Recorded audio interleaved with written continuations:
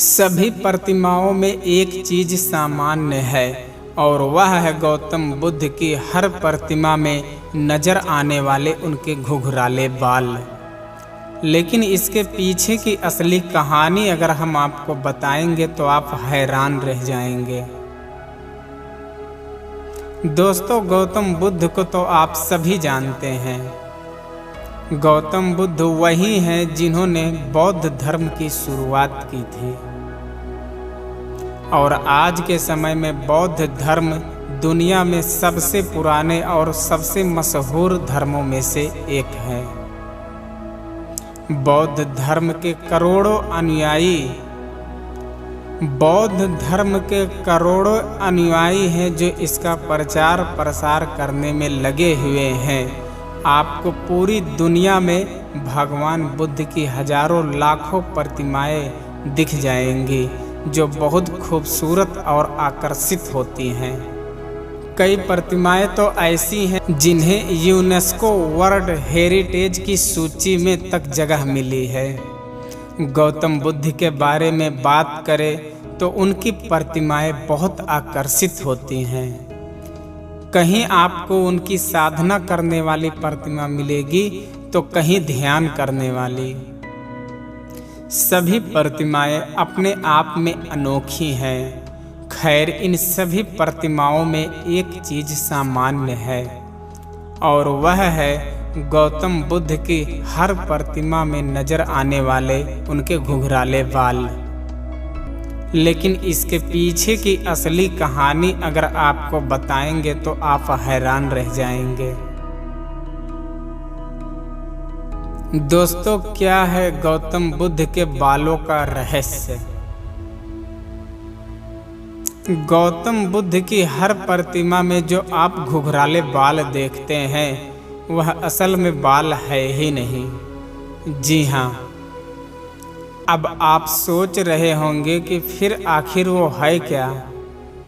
दरअसल गौतम बुद्ध के सिर पर जो घुंघराले बालों जैसी दिखाई देती है वह बाल नहीं है बल्कि ढेर सारे घोंघा हैं जिसको इंग्लिश में स्नेल कहते हैं। सुनकर आपको आश्चर्य हो रहा होगा कि ऐसा कैसे?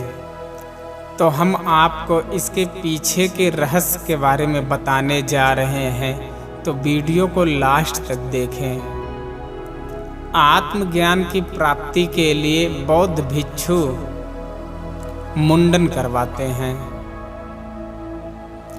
बौद्ध धर्म के त्रिपिटक में से विनय पिटक ग्रंथ में बहुत से दिशा निर्देश लिखे हुए हैं और इस दिशा निर्देशों को माने तो इसमें लिखा हुआ है आत्मज्ञान को प्राप्त करने के लिए मनुष्य का तन और मन दोनों ही बिल्कुल पवित्र होना चाहिए।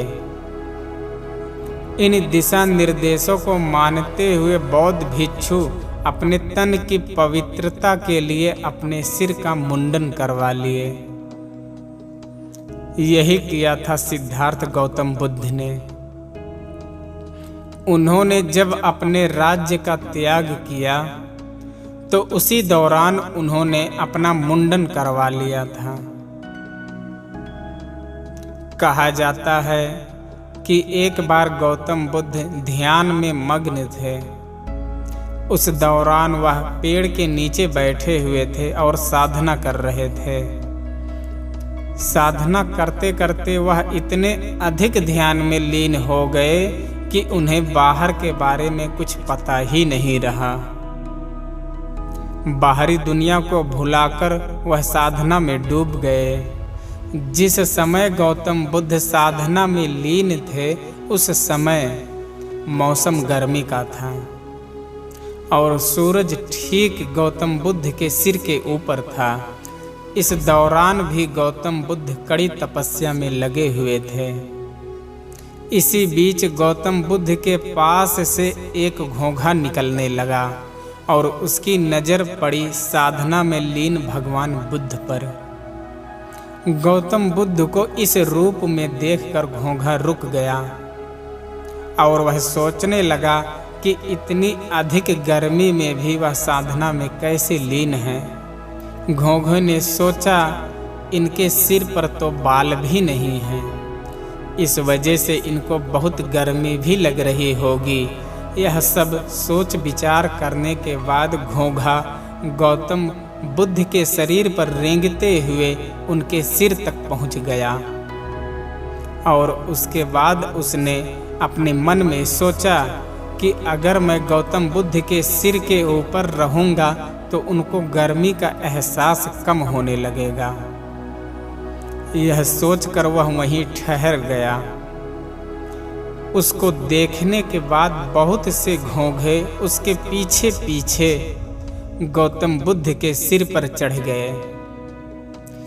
इस तरह से 108 घोंघे गौतम बुद्ध को गर्मी से बचाने के लिए उनके सिर पर बैठे रहे और इस तरह उनकी जान चली गई। कहा जाता है कि भगवान बुद्ध को आत्मज्ञान दिलवाने में इन 108 घोंघों ने अपनी जान दे दी। अपनी अहम भूमिका के लिए इन 108 घोंघों को महत्वपूर्ण माना जाता है। घोंघा एक लचीले शरीर वाले जीव हैं और इनमें नमी होती है। इन्हें जब भी पकड़ा जाए तो ठंडक का एहसास होता है।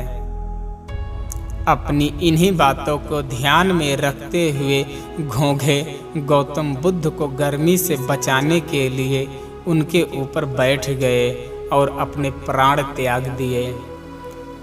आज गौतम बुद्ध की मूर्तियों के सिर पर जो घुंघराले बाल जैसे आकृति बनाई जाती है वह असल में घोंघे हैं। यही थी आज की वीडियो दोस्तों। मुझे उम्मीद है कि वीडियो आपको पसंद आएगी और अभी तक अगर आप हमारे चैनल पर नए हैं, चैनल को सब्सक्राइब नहीं किए हैं तो चैनल को सब्सक्राइब कर लीजिए और उस बेल आइकन को प्रेस कर दीजिए और ऑल नोटिफिकेशन दबा दीजिए ताकि आने वाली सभी वीडियो आपको मिल सके और आप सबसे पहले सभी वीडियो को देख पाएँ।